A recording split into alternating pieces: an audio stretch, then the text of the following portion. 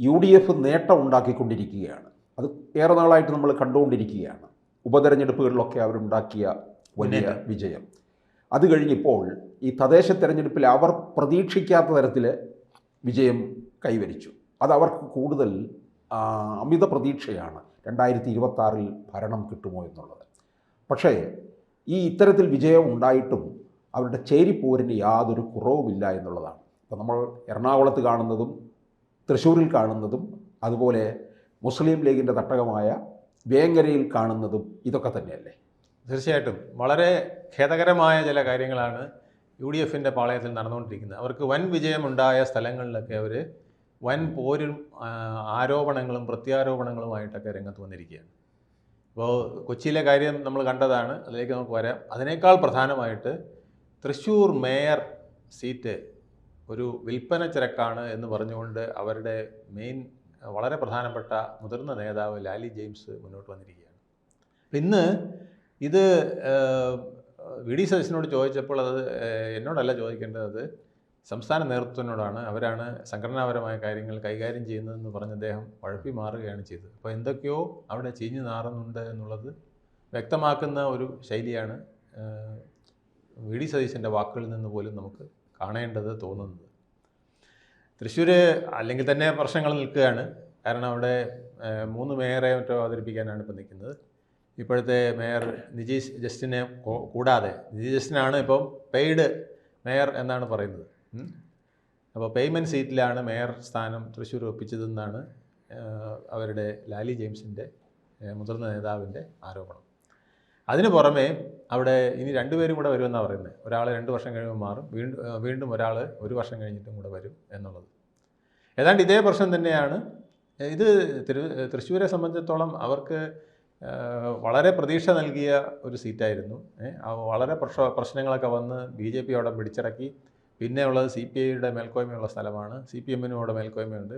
അപ്പോൾ കോൺഗ്രസ് ഒന്നും ആകാൻ വഴിയില്ല എന്ന് കരുതിയ ഒരു സ്ഥലത്താണ് അവർക്ക് ഭൂരിപക്ഷം കിട്ടുകയും അവർക്ക് ഒരു മേയറെ തിരഞ്ഞെടുക്കാൻ കഴിയുകയും ഒക്കെ അവസരം കിട്ടിയത്. അപ്പോൾ അവിടെ തന്നെ അന്തഃഛിദ്രം ഇങ്ങനെ നിൽക്കുകയാണ്.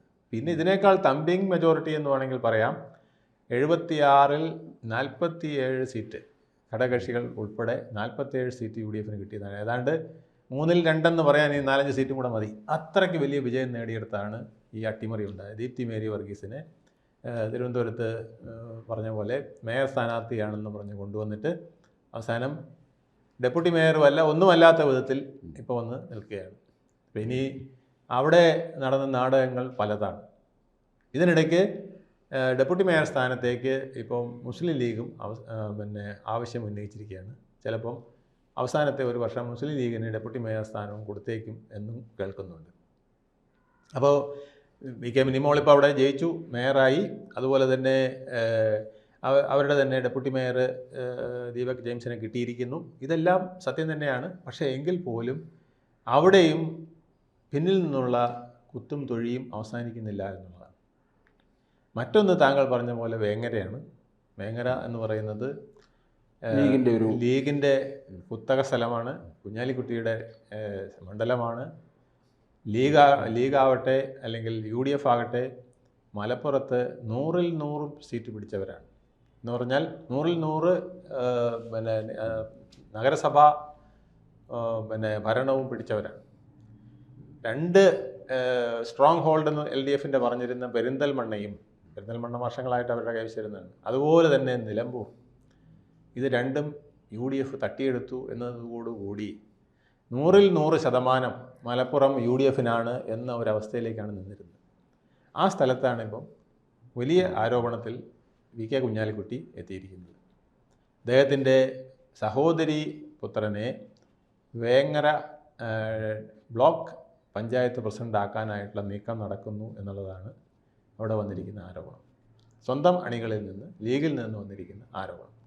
ഈ ആരോപണത്തെ അദ്ദേഹം ഇന്ന് തള്ളിക്കളഞ്ഞിട്ടുണ്ടെന്ന് പറയുന്നു. ഞാൻ ആരുടെയും പുറകെ പോയിട്ടില്ല, ഞാൻ ആർക്കും വേണ്ടി നിൽക്കില്ല എന്ന് പറഞ്ഞിട്ടുണ്ടെങ്കിലും അത് പൂർണ്ണമായി വന്നില്ലെങ്കിൽ അവിടെയും വലിയ നാടകങ്ങൾ കാണേണ്ടിയിരിക്കുന്നു. ഇത് ഇവിടെ മാത്രമല്ല, ഓരോ ജില്ലയിലും ഇത്തരത്തിൽ കോൺഗ്രസ്സിന് വിജയം വന്നു കഴിഞ്ഞാൽ നേതാക്കൾ സംയമനം പാലിച്ചാലും നേതാക്കളെ സംയമനം പാലിക്കുന്നില്ല എന്നുള്ളതാണ് നമ്മൾ തൃശ്ശൂരും പിന്നെ എറണാകുളത്തുമൊക്കെ നമ്മൾ കണ്ടത്.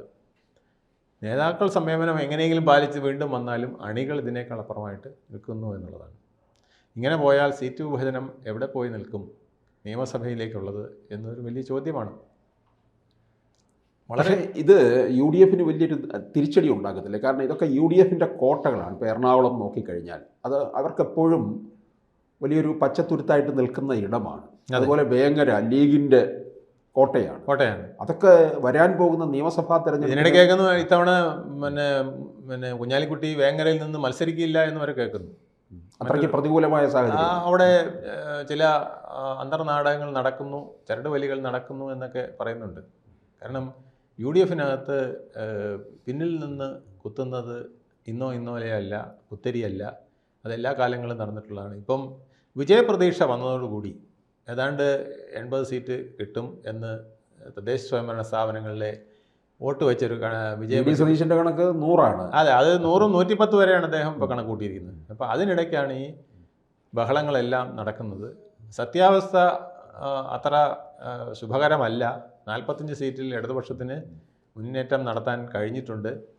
ഒരു 20 സീറ്റിൽ അവർ കയ്യാലപ്പുറത്തെ തേങ്ങ പോലെ നിൽക്കുന്ന സ്ഥലങ്ങളുണ്ട്. 20-25 സീറ്റ് വരെ 2000 വോട്ടിൻ്റെ വ്യത്യാസത്തിനുള്ളതുണ്ട്, 1000 വോട്ടിൻ്റെ വ്യത്യാസത്തിനുള്ളതുണ്ട്, വെറും 197 വോട്ടിൻ്റെയൊക്കെ വ്യത്യാസത്തിന് വരെ നിൽക്കുന്ന സ്ഥലങ്ങളുണ്ട്. അവിടെയൊക്കെ ടൈറ്റ് ഫൈറ്റ് വന്നു കഴിഞ്ഞാൽ എങ്ങനെ മാറി മറിയും എന്നുള്ളത് ആ സ്ഥാനാർത്ഥിയെ നിശ്ചയിച്ചാണ് വരേണ്ടത്. അപ്പോൾ എൽ ഡി എഫിൻ്റെ സ്ഥാനാർത്ഥികൾ മികച്ചതാവുകയോ അല്ലെങ്കിൽ ബി ജെ പിയുടെ സ്ഥാനാർത്ഥികൾ ചിലയിടത്ത് മികച്ചതാവുകയോ ഒക്കെ ചെയ്യുമ്പോൾ യു ഡി എഫിൻ്റെ സ്ഥാനാർത്ഥികൾ പരസ്പരം വെട്ടും കുത്തുമാണെങ്കിൽ അത് വലിയ പ്രതീക്ഷകൾക്ക് മങ്ങലേൽപ്പിക്കുന്ന സംഭവങ്ങളായിട്ട് മാറാൻ സാധ്യതയുണ്ട്. ഇതാണ് വി ഡി സതീശനും സംഘവും അടുത്തതായി ശ്രദ്ധിക്കേണ്ടതെന്നുള്ളതാണ് നമുക്ക് തോന്നിയിട്ടുള്ളത്. അല്ല, ഇതിപ്പം അവരുടേത് യു ഡി എഫിൻ്റെ ഇതുപോലെ തന്നെ പഞ്ചായത്ത് തലത്തിലും ഒക്കെ തന്നെ പല പ്രശ്നങ്ങൾ ഇല്ല, അത് പഞ്ചായത്ത് തലത്തിലേക്ക് തൊട്ടിട്ടില്ല. അത് തൊട്ട് കഴിഞ്ഞാൽ ഇതിനേക്കാൾ വളരെ വഷളാകുന്ന വിധത്തിലേക്കാണ് പോകുന്നത്. ഇപ്പോൾ ഇവർ എല്ലായിടത്തും അവിഹിത ബന്ധങ്ങൾ ഒരുപാടുണ്ട്.